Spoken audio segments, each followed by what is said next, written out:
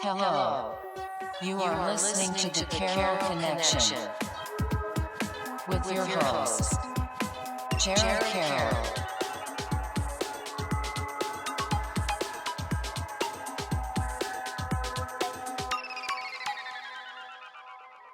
Hey everybody, welcome to the Carroll Connection. I'm your host, Jared Carroll, here to bring you guys another great episode. I did want to take a chance to shout out last week's episode 194 with Colby Dressler.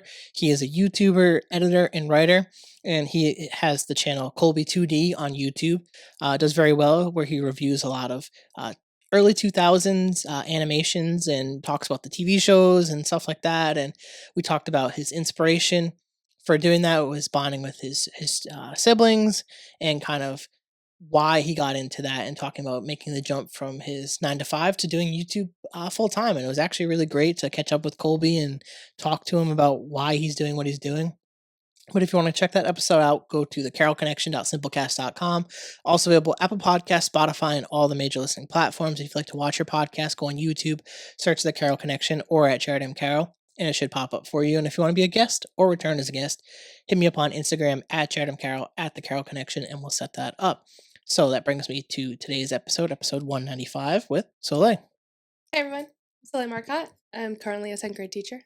Perfect. And I'm glad that we can set this up. And I know we were talking off podcast about teaching and everything that's going on with the industry itself. And I'm really excited to dive into a lot of that stuff with you. We're going to build into that, obviously. And you did the who you are and what you're doing currently already. So that's perfect. We're going to dive into family dynamic now. Sure. And for any new listeners, I always like to explain why I do family dynamic. And I always just like this corny cliche of like building a house. And I refer to our family as like the foundation because everything kind of builds upon that. And it's for better or for worse. We all have different family dynamics.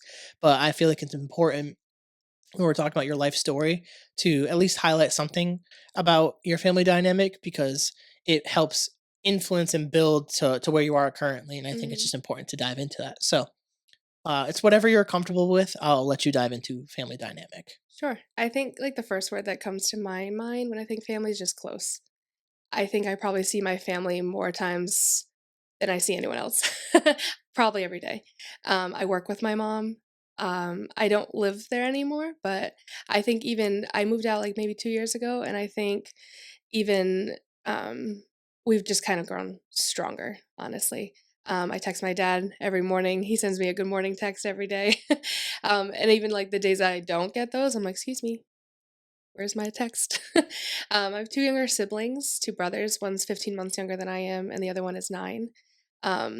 We have very different relationships, I think, both very close, very, I would, you know, jump, jump to the ends of the earth for them as they would for me. I'm the only girl. So I think that dynamic has also been interesting to watch as I grew up. I'm like daddy's little princess, really. So the boys are definitely treated a little differently than I am in terms of that. But I think the core of like our family was kind of just, I don't even know how to, like, you just do it for them just because they're like family, right? There is never too much time spent with your family, even just hanging out, watching TV. I grew up with my dad, pretty sick growing up. Like, I think it started when I was like 3 months old. He was attacked by our neighbor's Rottweiler, and from there, he had like a rare eye cancer, and he had a lot of in and out of the hospital. So we spent a lot of time, um, like a lot of Christmases in the hospital when he'd get like staph infections from the boots of um, shoveling at outside. But I think we are so close because of those struggles. He had a kidney transplant in 2019, I want to say. So it's been like 5 years. And I think that was really kind of one of the bigger struggles we went through because it was in and out of the hospital all the time. And there was a lot of times where like, oh, like this could be it. And then we were so fortunate enough to find a donor and his best friend's accountant, actually. She saw the Facebook page that we put out, like looking for a kidney, and he wrote a letter about how he wants to like um, walk his daughter down the aisle and like see his son graduate high school. And so growing up, I think Even in high school, like, I would go to school and I'm like, "Oh, well, my dad was taking an ambulance this morning," right? And I had to continue on with that day, kind of like, "It's fine." Or bring my brother to soccer practice, making things normal for him as my dad's, like, violently ill at home, right? So I think a lot of those struggles have really pushed us to be so close. I think our faith has also really kind of brought that together. I always went to church every Sunday growing up, went with my grandparents. I also see my grandparents many times during the week. They live in Pawtucket, like, down the street from us, so, um, I think my family is just my core, really, and I'm very fortunate to be able to have such amazing people to rely on, so I guess close would be Yeah, and my I think family that's dynamic. really great that you bring up that close aspect. Before I was paranoid for some reason Yep. like that. I didn't click that button. That happened once during a Yep. podcast where I didn't record with that camera, and I literally was terrified. But I appreciate you for being willing to share that Mhm, aspect of your family dynamic, especially with your dad's health, because it's very intimate, it's very personal, mhm, and not everyone will feel comfortable sharing that out there all the time. So I sure. appreciate you for doing that to start off. Um, and to bring up the aspect of just closeness, I think Mhm, that's such a huge point with when we're talking about family dynamics.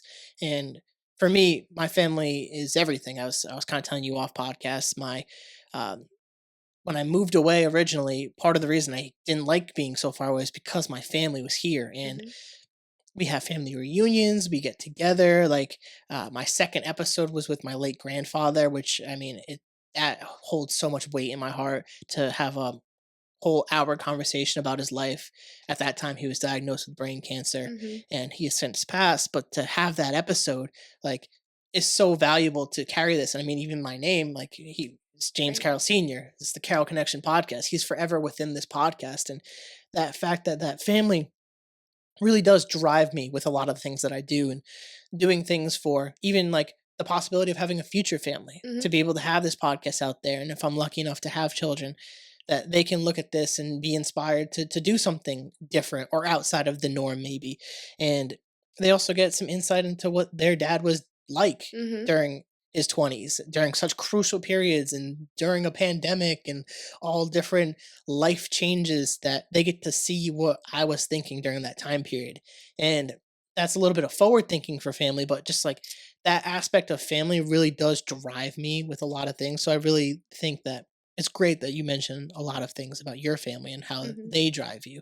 Um, Bringing up a little bit, maybe we could dig a little bit into this if you're comfortable with like your dad's health and mhm. how that like really did impact you, like emotionally during like obviously a lot of your childhood. Like how do you handle something like that? Obviously, it's the person that you really look up to for safety and stuff Mhm, like that. Especially like you're the only girl, like you were saying, like you're a princess. mhm. How do you emotionally kind of handle that? And obviously, with different things that he goes through, different health scares, how do you learn to cope with something like that?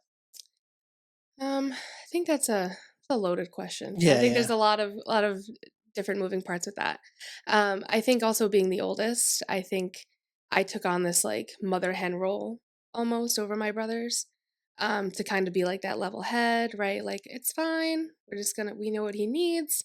Um, I think even like I remember I was in fifth grade and I found him. I got off the bus. I found him laid down like on the table, just pretty passed out, and I was like, "Oh, what's going on?" And so I also remember at this point, I was picking my little brother up from preschool every single day, like with him, and there was a stroke, like signs of a stroke poster, and it was like a droopy face and gray tone. And I look at my dad, and he looks exactly like that. And so, like at fifth grade, I was like, he's having a stroke. He's not okay. And so I like picked him up a little bit, and he's just like groggy. And so I like called 911, and having my mom also kind of model this throughout my childhood, kind of having to call the ambulance for him a few times. I was like, he needs his he needs his meds list, and like I need to have that ready for the EMTs. And so I think that was like the first like core memory I have of um having to be like a caretaker for him at times. I think I also kind of go back to the support that I had from my mom and like the rock that she was of like, okay, well, I'm going to do this and then I'm going to go to work and teach the kids. And then I'm going to come home and I'm going to do after school. And so having her as like a role model was also like, I can do that too. Like I need to be there for her. right? So I think it was just kind of like this cycle of like stepping up almost where I need to fill in like kind of like where my dad couldn't, and having him be okay with that was also kind of like tough. You know what I mean? Because he is like, the head of the household and he's like the dad. And so now that he's sick and he has to take like a step back, help like being allowed to step up for my brothers or like, holding my brothers accountable for those things and being that mother hen, I think emotionally was like a little tolling, but then also think it has driven who I am today in terms of that and has helped me in my own life, professionally, personally, and then even just in my family dynamics now as he continues to have like his health scares, like he's had a heart attack and another mini stroke. So he's he's got his own things going, but I think going even back to our family dynamics, I think we're able to get through it because we're so close. We have that like really strong faith driving our next steps really Yeah, and with I want to kind of dive into two things a little bit hmm with that. Is we'll get into the faith things, but you brought up the importance of your mother, hmm and we talked a little bit off podcast about her, and I'm interested to know what kind of she means to you, especially she was a teacher, you're a teacher, kind of obviously there seems to be a, an inspiration there. hmm Kind of like what does she mean to you? um everything, really. She's my best friend. I think growing up, everyone's like, "Oh, she was always like the bad cop because she's the mom. She's got the structure, she's got the routine. She made us do the summer work, right?" Like when we were in elementary school, I had the packets. But Which were terrible. Sorry, I know you're a teacher. Probably shouldn't oh, have said please.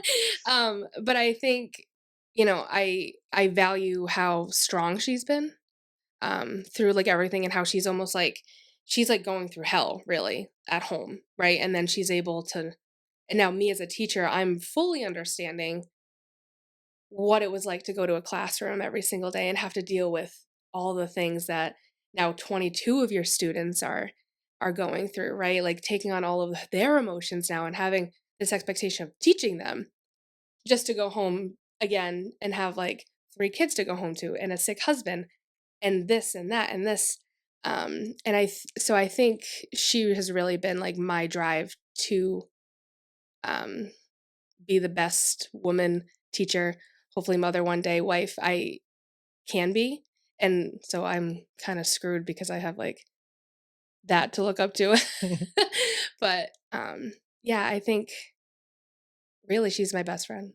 Yeah, she hmm sounds very powerful and strong, and I hmm wanted to make sure that we at least talked about it if we get lost in conversation. I feel like that was like really important to highlight. And obviously, I'm gonna have more questions about the schooling stuff as we get towards that in the later part of the podcast. But you also brought up faith. hmm And I was telling you right before we started how I've been really interested in faith on this podcast hmm because I like personally believe that we're missing some type of belief system within our current culture. I'm not saying it should be one or the other, but I definitely believe that a lot of religions do teach really good morals and values. hmm And we're seeing this disconnect in society where it's very me oriented instead of like us oriented was like serving the community, serving a higher power, or trying to help people in need versus like, what am I going to need to do to get to this level, to make this amount of dollars, to get this many followers. And it's like, I don't think that's what's going to help drive our country to the next place it needs to get to or get us back to where we really need to get to. And that's to really help others and support others. And I think it really does start with faith. So hmm I'm interested to know kind of like what has faith kind of taught you and like maybe some of the values and morals that you've gained from faith and how it was kind of maybe introduced to you at a young age. Sure. I think again, I'm going to go back to my parents really with this. My mom was a Catholic school teacher when my parents met, and my dad came from a very um, religious household.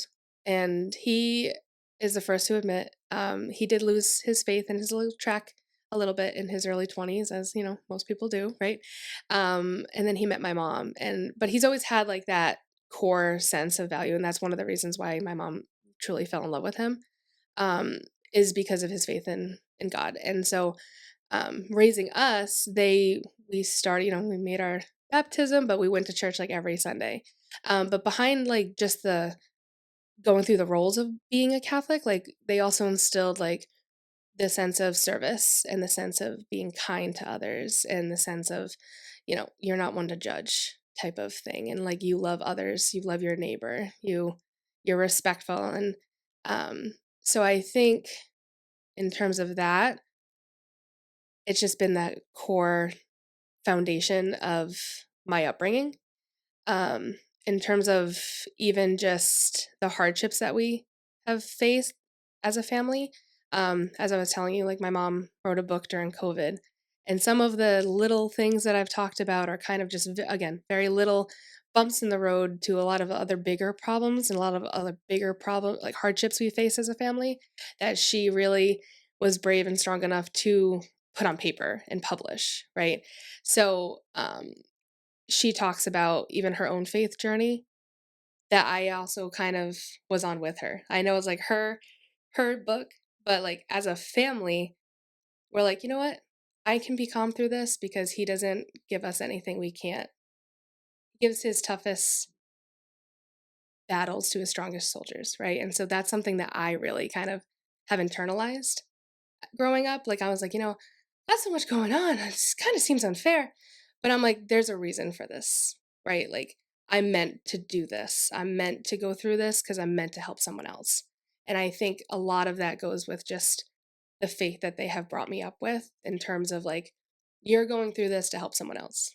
And you're going to be given all of these things and going through all these life experiences so you can help someone else. And I think that even has driven in my profession currently. Yeah, I actually really, really resonate with that. Like I always like I've said on the podcast, I'm not like dedicated to a one specific religion, but I've Mhm. always kind of had this belief that like I'm supposed to be going through these things that I go through. And earlier in the year, I went through kind of something like really traumatic and personal that I've kind of just worded it like that on the podcast just for personal reasons. But like I just firmly believe that like kind of like you mentioned that you're kind of meant to go through something like this. You wouldn't be given this tough battle if you can't handle it. Mhm. And in going through that battle, you're going to help someone else or help others that may be struggling with something similar. Mhm. And that has been like a huge motivation for me to keep doing what I'm doing, especially in this podcast space, because mental health for me has always been something I've really valued, whether it's just like my family, me personally, Mhm. friends, strangers. Um, we all have something that we're going through. We're all dealing with something.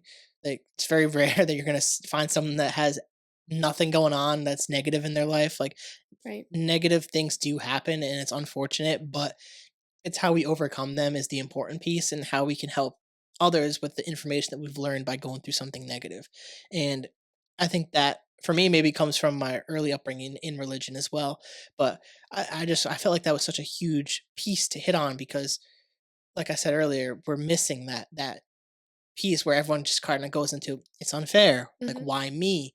And you easily could have said that early on in your life, Mhm. especially going through what you've gone through with your dad, is like, why is this happening to my family? Mhm. Like he's a good person, why is he going through this?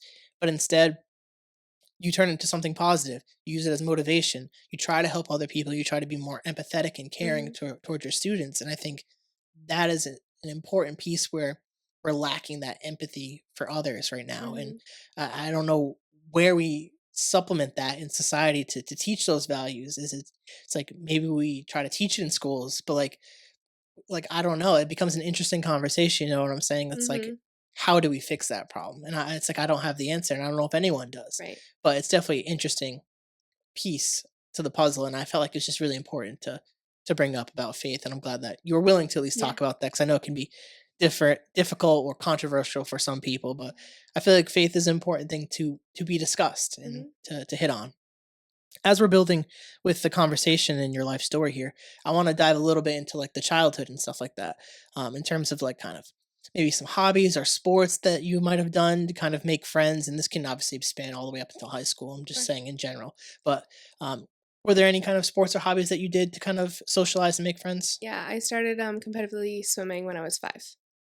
I always loved the water. My grandmother often tells me the story of when she visited me in the in the hospital for the first time and I was getting my first bath. And normally when babies are like crying, I had the water coming into my eyeballs and just loving it. And so from there on, like I just love the water. Um, my other grandmother, my dad's mom, unfortunately passed a month before I was born. It's actually where I got my name from. And so she loved the water. That's one of my dad's like biggest stories about her. And he's like always, your grandmother would have taken you all the places and you guys would have just swam together. So growing up, I always heard that that's what I'd be doing with my grandmother. And so I started competing at 5. Um, Swimming was a big thing. I loved still arts and crafts. Softball, I ended up breaking my leg when I was like 14. So Damn. yeah, I was sliding to third base and it just shattered. So I just did it wrong. Water-based sports really for me. In high school, I was captain of the swim team and Lady Warriors were where, where it was at, right? So um, later on, I started teaching swim lessons when I was 15. I was a lifeguard. Um, I then became swim coach at the YMCA in Seekonk. And then I started volunteering for the Special Olympics in their swimming program, starting at 15 as their lifeguard. And now I'm actually coaching for them. So it's just been a thing. Yeah, that's Just the amazing, water. honestly, to hear. Because like I don't know if I've talked to too many people on the podcast that have like competitively swam. So Hmm. like obviously it's a pretty individual sport in the sense. Obviously there's Hmm. teams and stuff, and you can go through relay races and Yeah. things like that.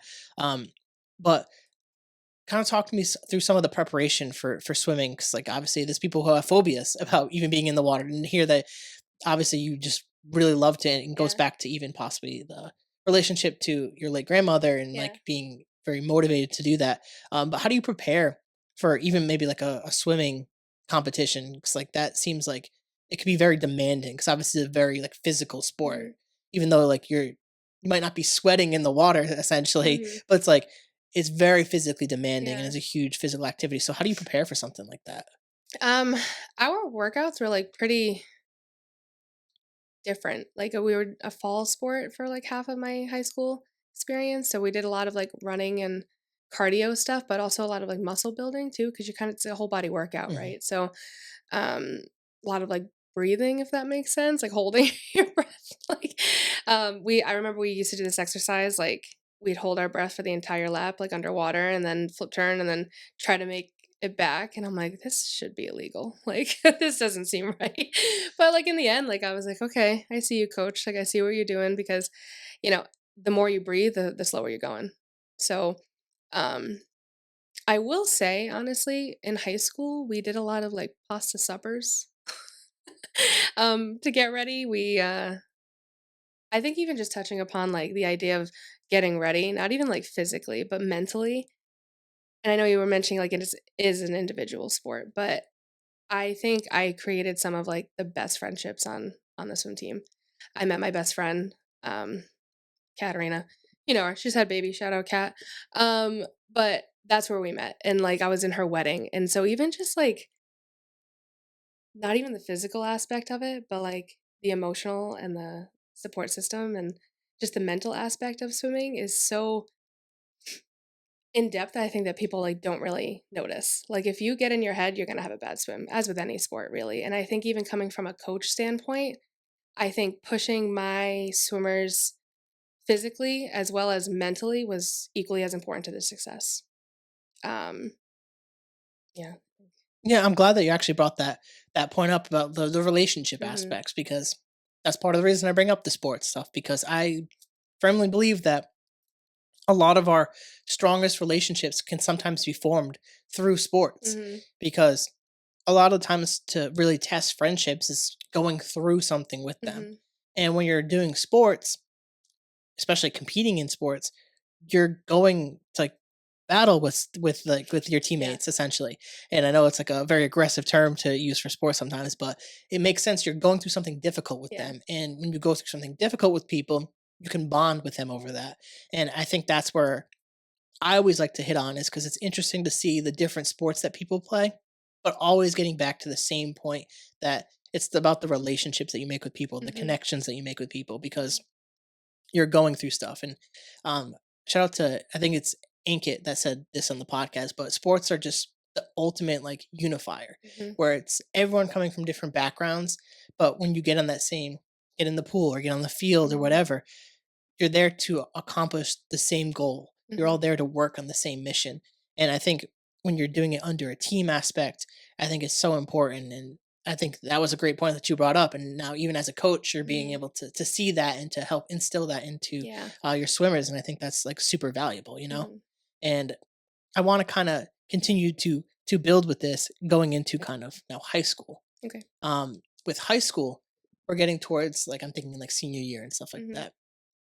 And this is everyone's like favorite question, but like, did you go to college? Why? Why not? What were the motivating factors to do so, if you did? Sure. I did go to college. I went to Rick. And there was a lot of choices behind that. I knew I wanted to be a teacher. I was going for elementary and special ed. Special ed really is kind of like where my heart is at. Um, and then I'm knowing what I'm going to make as a teacher, and so here I am applying. Um, and these schools are just so expensive. And then you also throw into the fact that my dad is at like his sickest right now, and like we're like looking for a kidney, and like we don't know what the next year is really going to hold. So the idea of me leaving and like taking my foundation that I've built in my home with my family and taking that support system that I've instilled in like with my little brother who's still very young at this time, I was like, I can't leave. And so I made the decision to go to Rick, which is an amazing, I'll get to that. I've amazing education program. And I commuted and I also worked as a swim coach 30 hours a week, spent my weekends at swim meets, which is like what I love to do, but it was tiring. Um, I do so value making that decision to go to Rick. Now that I'm like actually a teacher and I'm doing all the things, I'm like, oh, they totally prepared me for this. I was in classrooms since my freshman year, right? Like, and I look at other programs and they get into their senior year. But I felt very prepared by them now that I'm having all these like actual job experiences. Um, and I enjoyed my experience at Rick. I think I could have experienced something very different if I had gone away to school, but then I also would be in a lot more debt. So I think the choices that I made there were really good. In the moment when all my friends were like, getting ready for their dorms and like going away, I think going back to those moments, I was like, oh, I'm still here. And I'm not going through those things. But looking back, I think I also was given the awesome opportunity to kind of branch out of my shell almost like on the spot because I didn't have the roommate, right, to lean on. I had to like talk to someone in my class or make a friend in the library. And so even then, I look at the relationships that I made in college that I was almost like kind of, you just want to sit here by yourself, cool, but maybe you should go talk to someone. I think it really broke me out of my shell a little bit more, and gave me the opportunity to meet new people and talk about their experiences. Because being from Seekonk, like we're such a small little town, and there's only so many experiences that you have. So I think being in a different setting, still close to home with that comfort, was really great for me. Yeah, and you brought up the financial aspect with teaching and like the salary and stuff.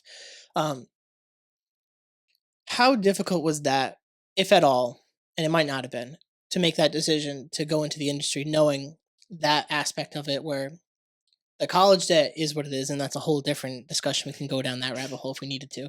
But between what like the average salaries are for teachers compared to the debt that you would incur just even going to like an average college, Mhm. did that influence you in any decision, or it didn't matter at all?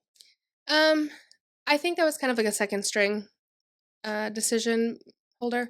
I think the idea of like leaving my family and such a weird spot in our life and in our journey of this whole thing with my dad was really the driving force. And looking at the numbers, my dad's the numbers guy, so he was sitting with me. He's like, I don't think this is looking like the best idea, and I'm like, yeah. I don't think so either.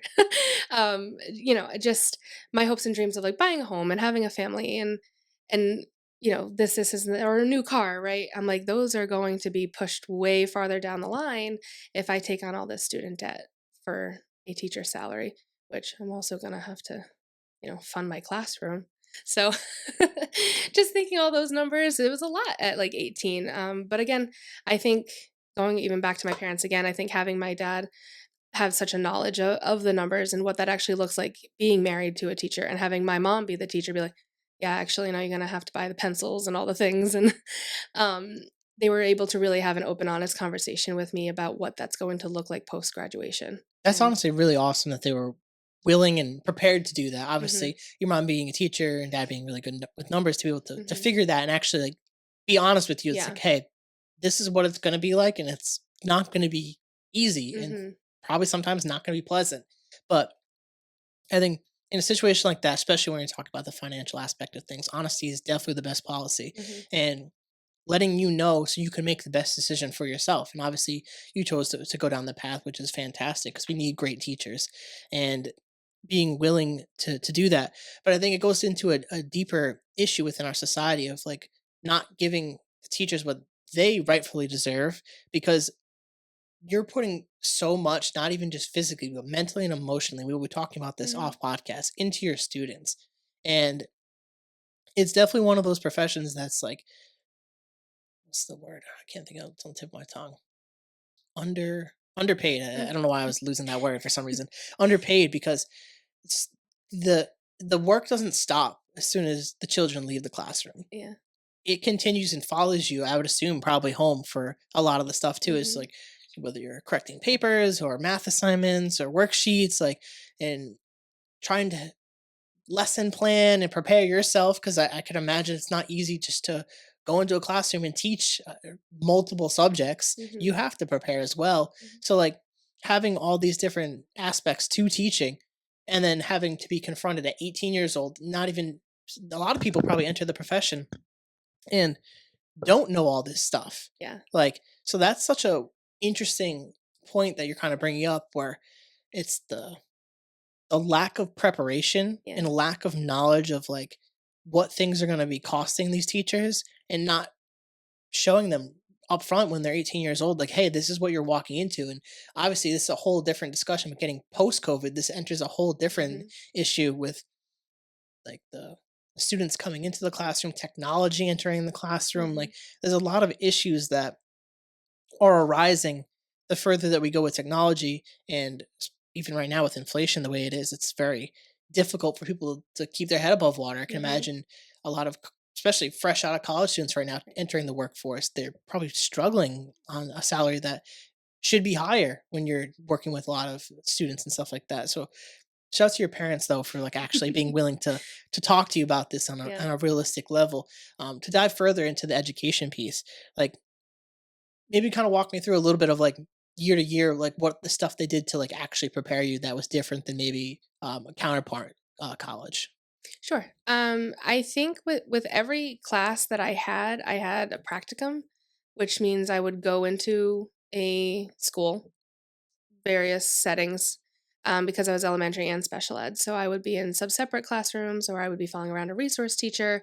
I think from the start, I was put in like real life classrooms. It wasn't like make a lesson plan for this fake classroom or like let's teach each other at 20 something years old. Like I was put in front of students and expected to teach a lesson, whether I was by myself or I was with one of my classmates. I was put real world stuff um, from my freshman year. And so when I got to student teaching, I was like, oh, I know how to do this. Like, this is easy. I did this every year. And so I had, in the moment, it really was not great because I had to drive to like Providence and then I had to drive to Johnston and then I had to drive to East Providence. And so there's a lot of moving parts to the program. But I think looking back, I value the amount of work that went into fulfilling the requirements of the program because now I'm like, work, I work smarter, not harder, really. Hmm. Kind of forefronting a lot of that work because I've seen it now.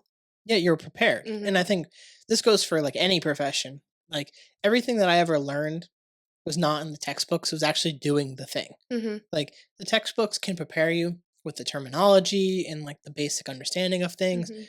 but it wasn't until I actually got into the jobs where I started to learn, like, you need to get, like, on the job training, and it Mhm. seems like that program really prepared you for that, where it got you in front of students, Yeah. and it really puts you in there instead of, like you said, the fake mock classrooms, which I could imagine Right. probably don't do as much as actually being in real I think classrooms. my biggest push too is like I was so fortunate to be able to substitute teach while I was getting my degree. So starting at 18 years old, on my breaks, I never had a class on Friday for whatever reason my freshman year.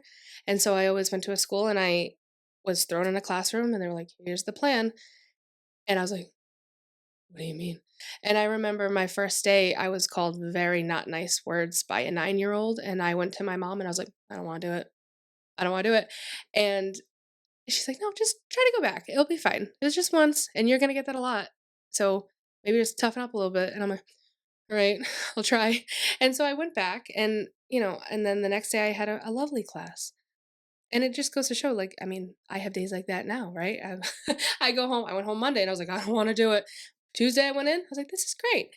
So I think my biggest thing too is that like I don't think a lot of colleges are really prepping in terms of kind of like sink or swim.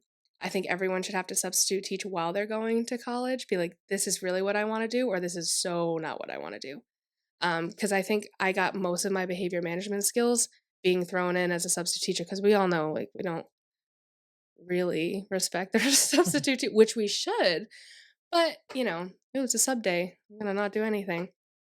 So I think I got a lot of my behavior management skills real time, right? Yeah, that's actually a really great point that you bring up is the requirement maybe of Mhm, substitute teaching, because like it really does put in perspective of like what a substitute teacher goes through, mhm, and like sometimes some of the worst behaviors that you'll get, because obviously the students are more likely to respect and listen to their actual teacher. So mhm. when the sub comes in, they're like, oh, like you said, we could slack off. We don't have to do the work Yeah, today.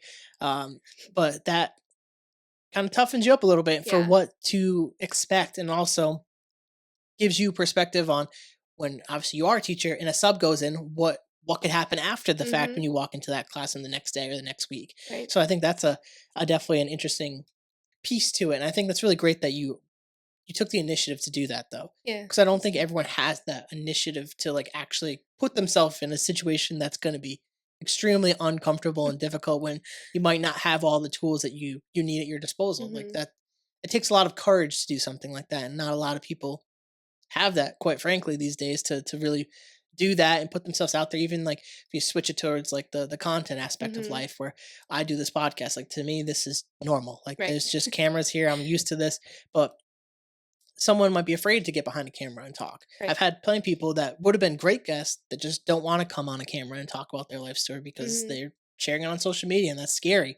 But it's a credit to you for also doing this and coming on here and being willing to talk about your life on a personal level, and that highlights the overall the goal of this is that we all have life stories. And I think that was just like a little snippet that I kind of wanted to slide in there. But I want to start getting into you getting into the profession now. okay. So, what was the journey from college to classroom now? Like, what kind of steps did you have to go through, and then where did you ultimately end up in terms of just like grade level? Like, what were you teaching and stuff like that? You don't have to mention like the school or anything. Sure. So I was given a really great opportunity from my student teaching to do a kind of like a 1 year long term sub fresh out of college, which was awesome because a lot of my classmates were like going on interviews and they weren't finding jobs for September. We graduated in May and we're like, September's the go time. So I was given a really awesome opportunity, but this also during COVID. So I graduated in 2020 with my elementary and my special ed. And so then I was expected to teach virtually for that first year. And I was like, "Oh, okay." And so I finished out my student teaching virtually. So I was like, oh, I know how to do this. You put a Google Classroom together. It's going to be fine. I taught first grade, and then I also did resource K to 3. So I was working with IEPs. I was a special educator, developing individualized education plans for students, and that was fun because you got like a 6-year-old on the screen, and they're just off in their living room, and I'm like, no, you got to come back, but I can't do anything, right? And then I moved to a different district in Massachusetts, and I've been there for 4 years, and I go there and I'm like, "What do you mean they're gonna be in front of me?" Like, they're gonna be sitting here, I'm not doing it virtually. Like, I didn't even really fully I just flip a switch, right? I'm like, I don't even remember how to teach with kids in front of me. It's like a weird foreign concept now.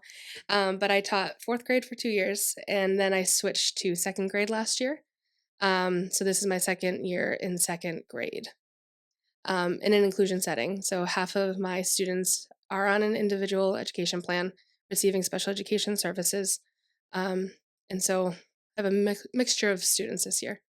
What has been like the biggest learning curve um, that you've had to kind of like learn in terms of going from like college to online to actually in person?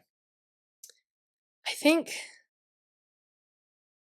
developmentally, I think I'm going to go back to like even the switch from 4th to 2nd. That was a drastic shift that I was not prepared for. When I didn't have to think about unpacking or like physical routines when I was teaching online, right? Like they just showed up on the screen, I taught them, and then they went and had lunch with their family.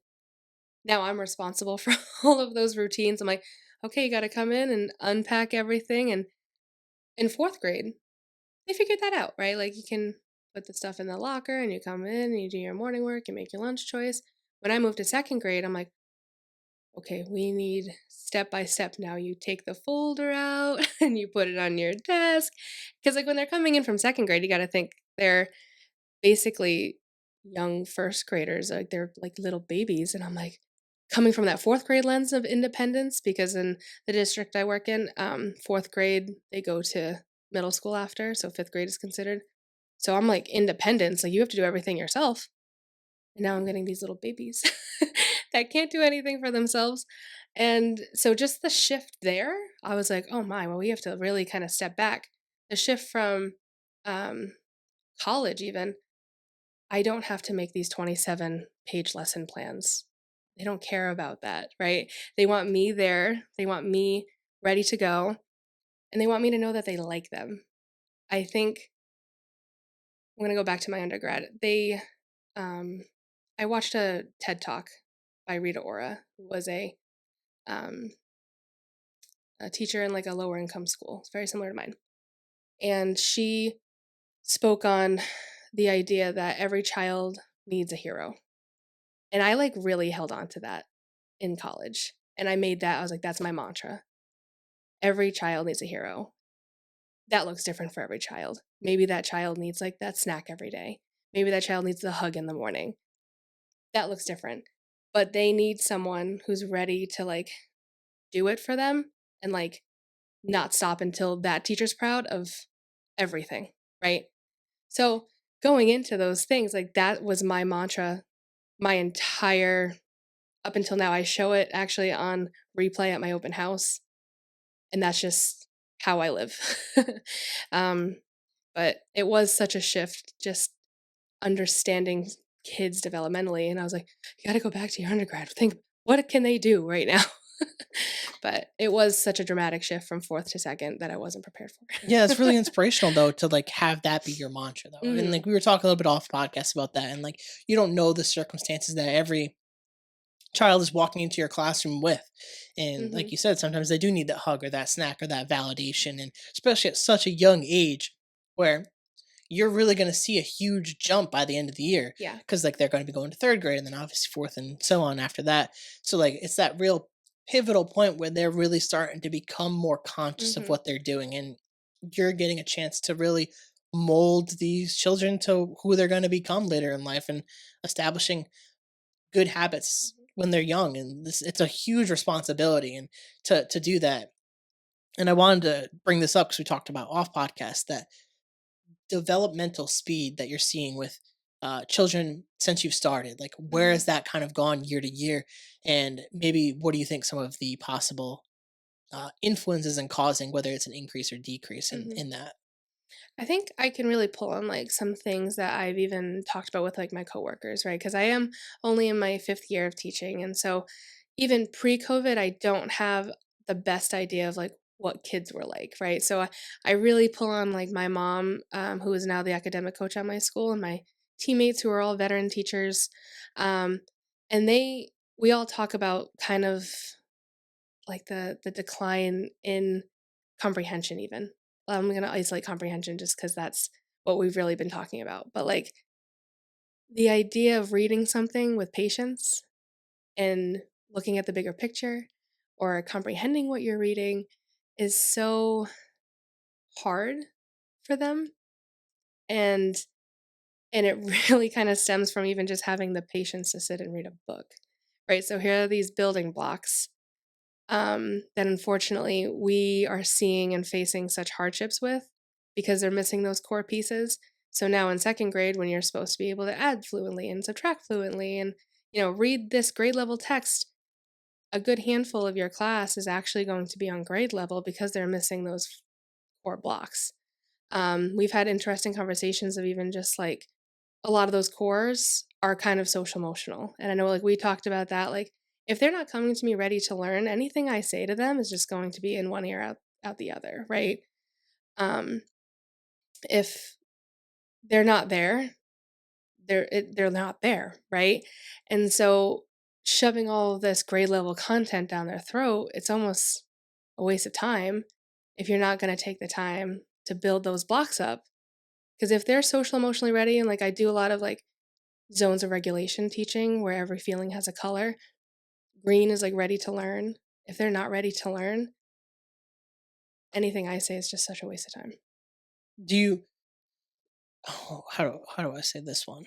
Um, how do you approach specializing like the treatment to when you have 20 something students in a classroom and you only have so many hours in a day to Yeah. do that?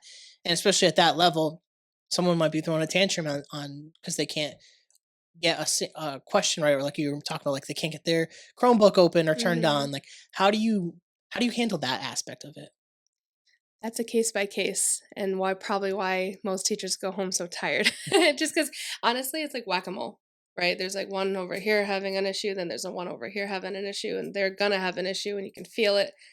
Um, I think in the beginning of the year, I forefront a lot of coping strategies and what to do if this happens. Um, I'm big on a productive struggle. My students are already in their second week and they are like, we're productive struggling, productively struggling. And it's more of like the idea of if I am always doing something for you, you're never going to learn. Right. So maybe make you a little uncomfortable, may make your tummy hurt a little bit, but you're going to be better for it and you're going to get it eventually. And it's more of like scaffolding those tools. Um, the first couple of weeks are really big on community building. So, like, just me understanding my students and kind of making mental notes of who's going to need a little more assistance from me emotionally, even like academically. I also have a really open, honest conversation with my students that not everything equal is fair or fair is equal. And so I give the idea of like, if I needed glasses, but my friend didn't need glasses, and we were asked to read the same thing, but they made me take my glasses off. Is that really fair? Because I need my glasses to be successful, and maybe they don't need glasses to be successful. And then it really promotes like a really interesting conversation among them because I'm like, well, if I have to take my glasses off, but I need my glasses to be successful, is that really fair? And so it's interesting to hear their responses because they're like, no, that's not fair. You need those. And I'm like, right. So sometimes a friend will need me more than you need me. Because then there's also like that, like, well, why are you sitting with them all the time? Because they need me right now. Like if some of my kids like can't write by themselves, right? So I would need to highlight and they trace.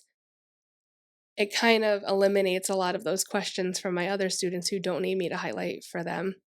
Um, of like understanding everyone's on their own learning journey. That's the other thing that they're really awesome about and understanding is like everyone's on their own learning journey and everyone's going to need something different to be successful. And I think it's a really important thing to drive in. And I know some people are like, they're only like 8, they're 7 and 8 years old. That's kind of like a intense concept to bring up. But for me, it makes it so much easier throughout the year. So I don't have to have these conversations about like, well, you don't need this right now because you can do it and you don't need help from me, but they need help. So forefronting that community building also just kind of helps everyone's social emotional health and feeling like they're part of something bigger than just a classroom. For sure, and I think they are able to handle it, and that's why they've been able to grasp it for a lot of the times that Hmm. you've been teaching is introducing a concept like that. And I don't Hmm. think we give children enough credit sometimes Yeah. with the things that they're able to actually comprehend, and especially from a parent's perspective, like that's your child, it's your baby. Obviously, you Hmm. might be leaning on the side of babying them more than actually encouraging them to do something difficult because Right. you don't want to see them struggle. Like no parent wants to really see their kids struggle. It's like a innate like feeling. Yeah. But I think what you hit on right there was really great. Like a great concept is the productive struggling. I think that is a like just the word itself. Like I personally love that. I think that's a really great thing to teach because throughout life you're gonna struggle. But if you could struggle through things productively and work through the Hmm. problem, you're more likely to eventually solve the problem versus just struggling and then quitting. Right. Because that is something that happens throughout our schooling experience is going through and just struggling, and then you just want to quit and give up. And even Yeah. people that try to pursue something outside of work, if you wanted to do a podcast or do a YouTube channel or Hmm. start gaming or even getting into like a different type of fitness or yoga, whatever, if it gets difficult you might just quit because you Hmm. didn't learn to productively struggle through something.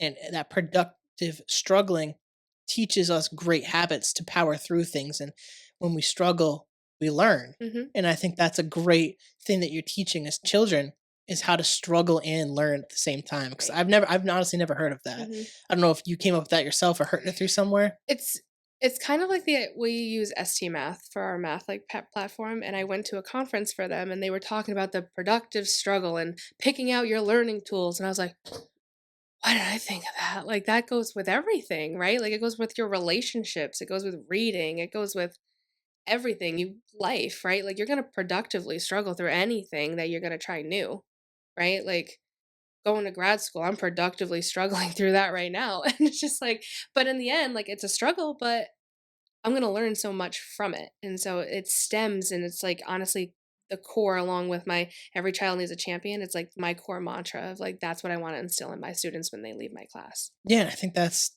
honestly so beautiful that you are taking that upon yourself to take the things that you learn outside of your classroom and things that you're doing and then bring it to your classroom and Mhm. then actively apply that. Like that's amazing because that's the type of stuff that's going to help your students excel in life. It's you're really creating the building blocks of their educational careers. And adding something like productive struggling or being the hero for them or explaining what is fair and unfair so Mhm. like they don't get jealous and want to like start arguments or tantrums. Right. Those are key things that especially at those ages, especially nowadays with the Mhm. way things are, that is super important.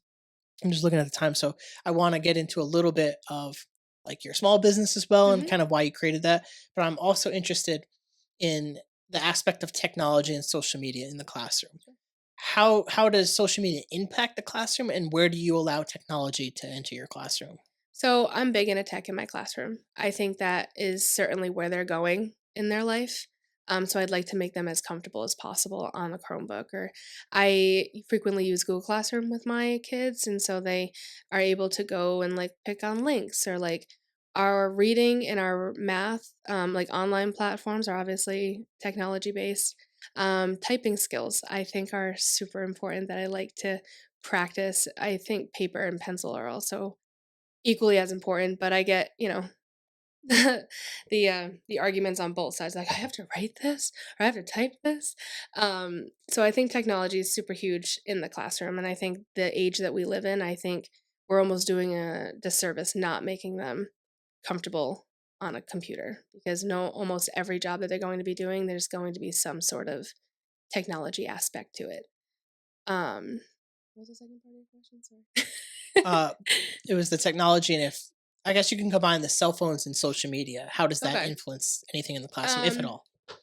I think going along with technology, I think because they're so used to getting something so quickly, um, kind of counteracts my productive struggle teaching because they're like, why didn't I just get it? Or like, why isn't this just happening? We're so right now. And so they're so used to getting something so quickly, their patience and their productive struggle um lacks, right? And so even just in terms of um,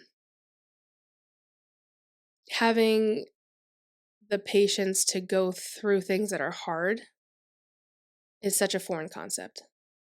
And they then just kind of give up. And so then you're just kind of left with a sad child. um, yeah, that's and social media. A lot of my kids, even in the second grade, are all on TikTok, which also brings up some fun things because then they're like TikToking in class. And so I never thought I'd be like, hey, there's no TikToking in class, right? Never thought those words would come out of my mouth or like even just the maturity of the conversations that I'm hearing in second grade is kind of alarming. Um, like the trends that they're following or the words that are coming out of their mouths or the songs. I'm like, oh, that's mature. I was listening to that song yesterday. So I think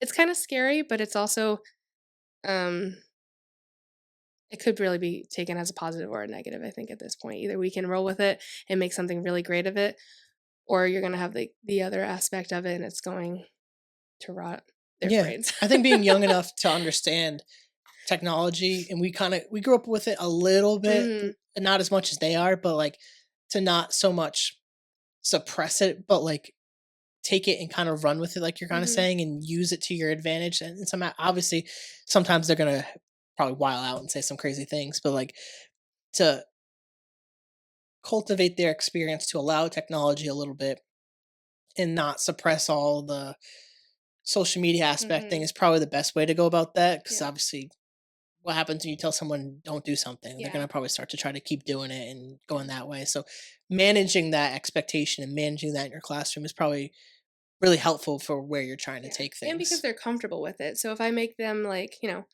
review a book and but make a video of themselves. Now it's cool, right? And they can, oh, on this and this chapter we're talking about this. So it's even kind of fun to like watch them have that creative side on technology and be able like we do like Flipgrid stuff and so they're able to watch each other's videos and like leave comments. And so there's that aspect of social media that's kind of used in like a positive way rather than having them just write something that I have to correct later. I can just watch their video on their review of the book.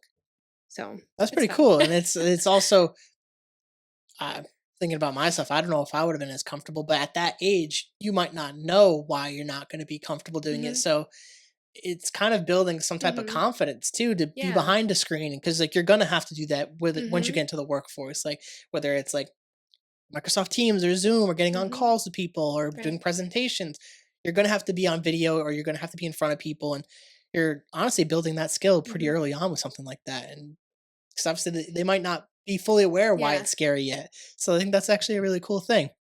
And we are getting towards the end. I did want to bring up your small Oh, business yeah. and kind Mhm. of like maybe some of the inspirations that led to you doing that. Sure. So my other big goal here is to be like modern day Miss Frizzle. And like kind of like I have funky earrings that I wear every day. It's like an astronaut or like I'll have something that goes along with my shirt and very I have pencil shoes with my name on them with the matching earrings. Like I'm that teacher. Just a little ridiculous, but it's who I am. So with that, I was spending like so much money on Amazon all the time and like buying the fun teacher tees and going back, I was always crafting as a kid, especially like with my mom, and she's very talented as well. And so one year I got a Cricut for Christmas, and I was like, this is dangerous now. And I watched all the YouTubes, and I was like, I could make this cup that I just spent $25 on. I can make it for like wicked cheap and I can give one to all my friends and we can match. And so with that, I was really just like, I could really take this off, right? Like I could make I made t-shirts for the Special Olympics for our games this last June. So we're all like in like sparkly, you knew who the coaches were. Um, and I think bringing the fun a little bit back to the classroom is really important.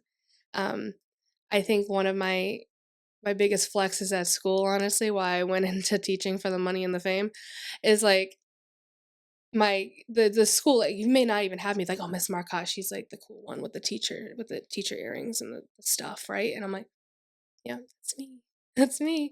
And, like, it's just fun to have, like, that as my thing, right? And so I'm like, I can bring this to other teachers too, right? Like we can be that fun school with the cool teachers with the cool shirts and the cups. But it's bigger than like teachers making like fun glow in the dark concert t-shirts. And I think your personality really shows through like how people see you, right? Like you walk up to someone, like what you're wearing is really the first thing. That and a smile, right? And so that's my biggest thing is like greet someone with a smile and then they can take in whatever I'm wearing because it's probably going to be a lot.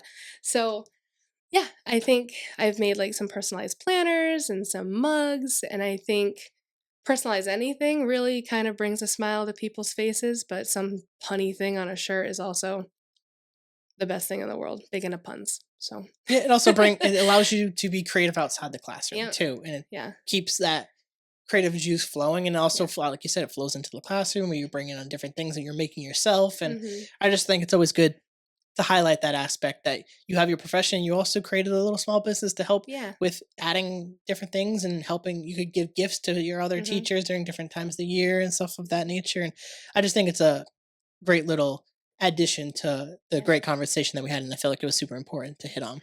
Yeah. We do have one more question for you. Did you have anything that you wanted to add or say before we get to that last question in case we might have missed it? Or I always like to ask. You don't have Yeah. to have No, I anything. don't think so. Okay, perfect. I always just make sure to give the guest a chance because sometimes Hmm. we'll get lost in conversation. But so this has been a great conversation. Yeah. The last question I have for you is, what would your advice be for someone who wants to pursue their passion? I guess I would say don't stop until you're proud. And then don't stop until the person you want to make proud would be proud of you. Right? So for me, I think I'm going to go back to my parents. And I think everything that I'm doing right now, I'll be like, would they be proud of me? Is this is this what they would want for me? And I know you're doing it for yourself, but I think it goes back to even like be someone's hero, right? Someone who's looking up to you, would they be proud of this? Are they going to want to do this? I think having that goal and then having the next goal lined up is super important. I don't think you ever stop learning. I don't think you ever stop being better. I don't think you ever reach a point where like you are, oh, I've done it. I think you can acknowledge and be proud of yourself in that moment like, okay, I did this. This was one of my blocks. But I think when you have like a whole building of blocks, I think that is when you can really take in um, and be proud of yourself. I think that also goes to something little. And I think those things build up. But I think in terms of maybe even looking at yourself like 20 years ago, I think sometimes, I know we kind of talked about this, but like I sometimes get discouraged even like now. But I'm like, you know what? This was the goal 5 years ago. I wanted this 5 years ago and I was going to stop at nothing. Now I'm here. So now I'm going for like my graduate degree, right? Because that's my next step. Because I want to go make myself proud now. Because now what I was doing, my passion for to become a teacher, I did that. Check. But what's next? And I'm not saying like you can never be happy, but I think the minute you stop is the minute you stop, right? Yeah, I think that's great advice for people. Is that you're chasing your passion because like there's obviously something there that's Mhm. motivating you to chase that passion and doing it till you're actually feeling proud and accomplished that you've done something, whether it's for the people that you look up to Mhm. and yourself. Because once you reach that level, there's nothing else for anyone to say. I feel that similar aspect where it's like I look at either like my career, like my Mhm. parents are proud of my career, but I'm also proud of my career. Right. It's like hitting that milestone, and then the never stop learning piece. Like Mhm. that's, as a teacher, I'm glad that you would say that. That makes a ton of sense. It's very on brand, and it's true. Like it's just Yeah. true. Like you never stop learning, and always continually to add information and to continue to grow. I think that's super important. But so this has been a fantastic Thank conversation. you. I really appreciate you coming out here and doing this. I know obviously as a teacher super busy, especially at the beginning of the year. You got a lot of stuff going on, and I just appreciate you taking some time out of your day and for doing this. Yeah, thank you so much. Of course, for you guys, if you guys like the podcast, please rate, review, subscribe, share with your friends, share with your family, share with their grandma. Check it out, thecarolconnection.simplecast.com. Also available Apple Podcasts, Spotify, and all the major listening platforms. If you like to watch your podcast, go on YouTube, search The Carroll Connection or at Jared M. Carroll, and it should pop up for you. And if you want to be a guest or return as guest, hit me up on Instagram at Jared M. Carroll, at The Carroll Connection, and we'll set that up. Till next time, guys. Peace.